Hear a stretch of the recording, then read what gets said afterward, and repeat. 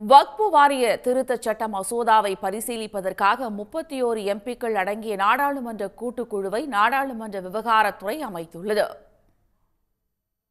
வக்ஃபு வாரிய திருத்தச் சட்ட மசோதாவை மக்களவையில் ஒன்றிய அரசு தாக்கல் செய்தபோது இதனை காங்கிரஸ், திமுக, விடுதலை சிறுத்தைகள் கட்சி, திரிணாமுல் காங்கிரஸ் கட்சி உள்ளிட்ட எதிர்க்கட்சிகள் ஆரம்ப நிலையிலேயே கடுமையாக எதிர்த்தன.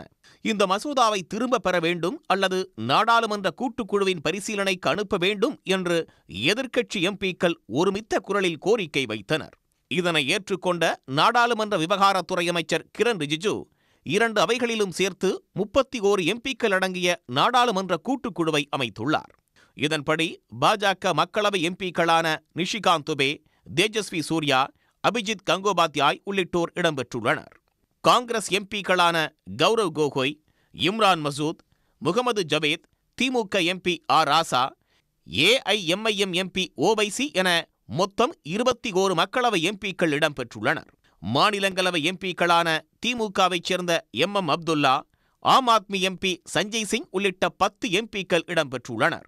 நேற்று மக்களவையில் அறிமுகப்படுத்தப்பட்ட வக்ஃபு வாரிய திருத்தச் சட்ட மசோதா இஸ்லாமியர்களை குறிவைத்து கொண்டுவரப்பட்டதாக திரிணாமுல் காங்கிரஸ் சாடியிருந்தது. அரசியலமைப்பு மீதான தாக்குதல் என்று காங்கிரசும், அரசியலமைப்பு சட்டத்திற்கு எதிரானது என்று விடுதலை சிறுத்தைகள் கட்சியும் கூறியிருந்தன. மனிதகுலத்திற்கே எதிரானது என்று திமுக விமர்சித்திருந்தது. இதனைத் தொடர்ந்து நாடாளுமன்ற கூட்டுக்குழுவை ஒன்றிய அரசு அமைத்துள்ளது. இந்த குழு அடுத்த நாடாளுமன்றத்தின் அமர்வின் முதல் வாரத்தில் அறிக்கையை தாக்கல் செய்ய உள்ளது.